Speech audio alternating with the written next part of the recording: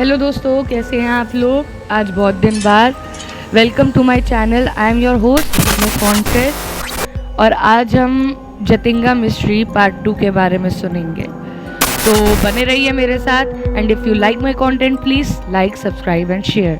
Thank you very much. So shall we start. पिछली रात मैंने अपनी आंखों से देखा पंछी आसमान से गिर रहे थे सीधा रोशनी की तरफ। कोई उन्हें रोक नहीं रहा था, कोई शिकारी नहीं, फिर भी वो रुक नहीं रहे थे। एक के बाद एक वो जमीन पर गिरते गए, बिल्कुल मेरे सामने, जैसे किसी ने उन्हें नीचे बुलाया हो। लेकिन असली डर उनके गिरने में नहीं है। असली डर तो ये है कि वो गिरते क्यों हैं। अगली सुबह हुई, सब कुछ नॉर्मल था। ज़मीन बिल्कुल साफ पड़ी थी, एक भी डेड बर्ड नहीं था, जैसे रात ने सारे सबूतों को मिटा दिया हो। मैं तो गांव के अंदर गया। लोग मुझे देखकर नज़र छुपा रहे थे, जैसे सबको पता हो पर कोई बोलना ना चाहता हो। एक बूढ़ी औरत चुपचाप बैठी थी, जैसे मेरा वेट कर रही हो।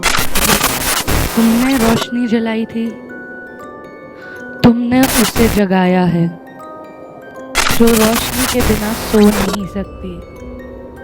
वो रोशनी से बात करती थी, रोशनी भी उसे बुलाती थी। एक रात सारे दिए जलाए गए और सुबह अगले दिन आधे से ज़्यादा लोग गायब थे, क्योंकि उससे एक रात पहले उन्होंने उसे जला दिया था और उसने कहा था मैं वापस आऊंगी, लेकिन अकेली नहीं। मैं दोबारा गया जंगल की ओर, अकेला, सिर्फ अंधेरा था। मुझे वो लाल रोशनी थोड़ी सी दिखती थी और हिल रही हो जैसे वो। बर्ड्स उसी तरफ जा रहे थे, एक ही डायरेक्शन में।